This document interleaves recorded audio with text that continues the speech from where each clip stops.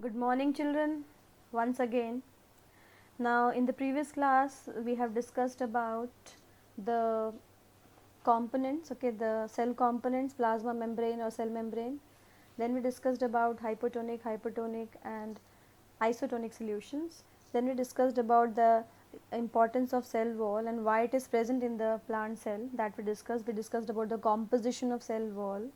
Now in this class we will be talking about the nucleus. Okay, now nucleus, here what is the importance of nucleus? As you all know, these are the basic components, three basic components. Nucleus is the control center of the cell. Without nucleus, cell cannot survive. Okay, now in the previous class, okay, just remember the temporary mount of onion peel you had prepared in class 8. You had put iodine solution on the peel. Now why you had put iodine solution? What would we see if you tried observing the peel without putting the iodine solution? As you all know, the importance of stain.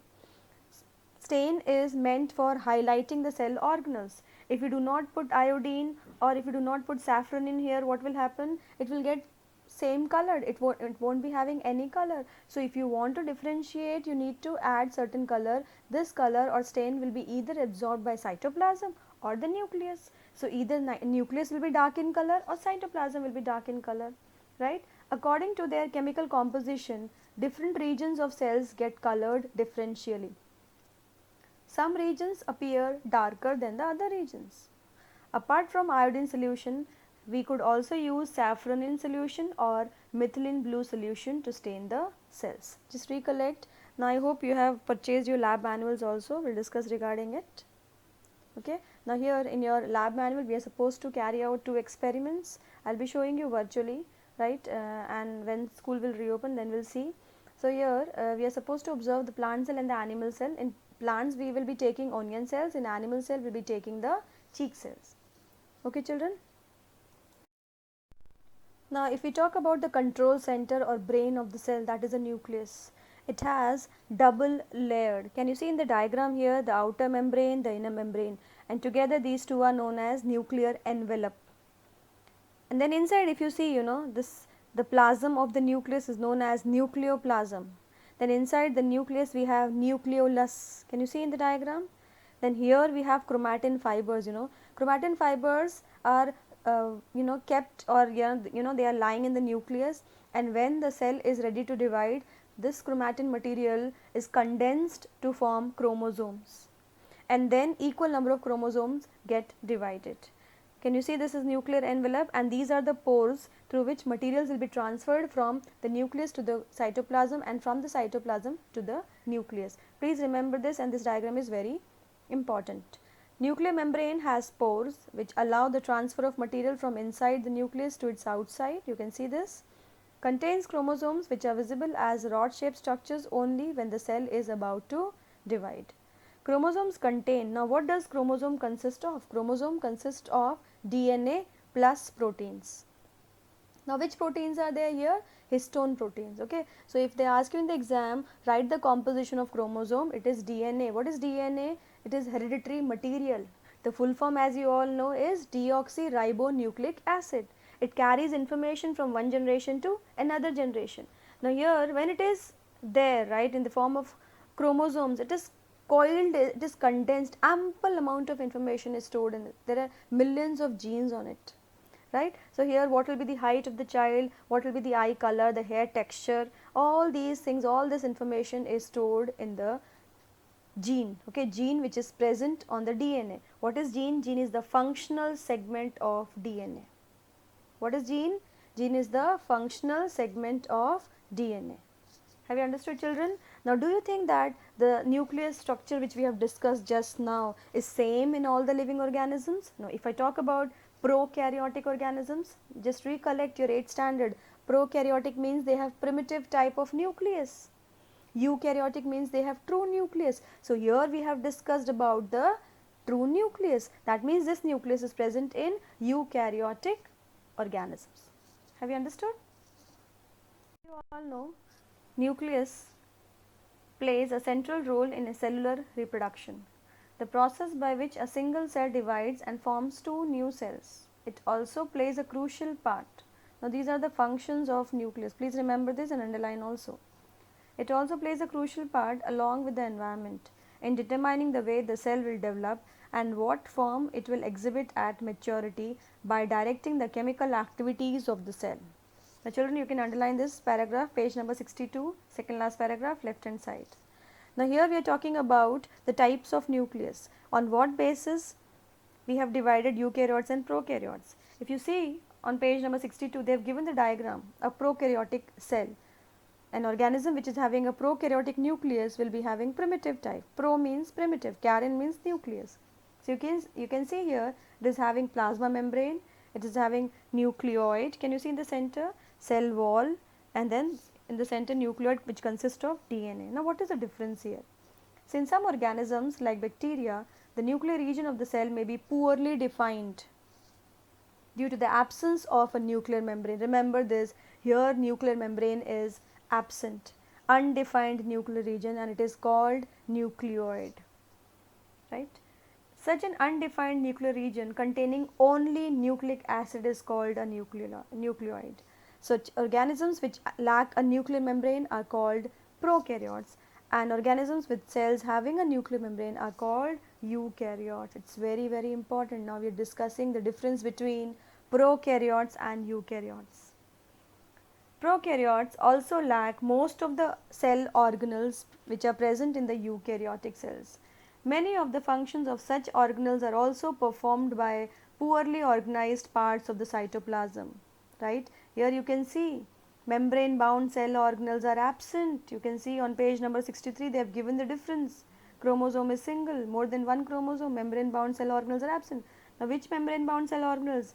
The chlorophyll, it is not present. How it is present? Let's see. The chlorophyll in photosynthetic prokaryotic bacteria is associated with membranous vesicles, like it is associated to the membrane. It's present in the form of bag-like structures, but not like plastids which are present in eukaryotes. Are you getting my point? They do not have mitochondria.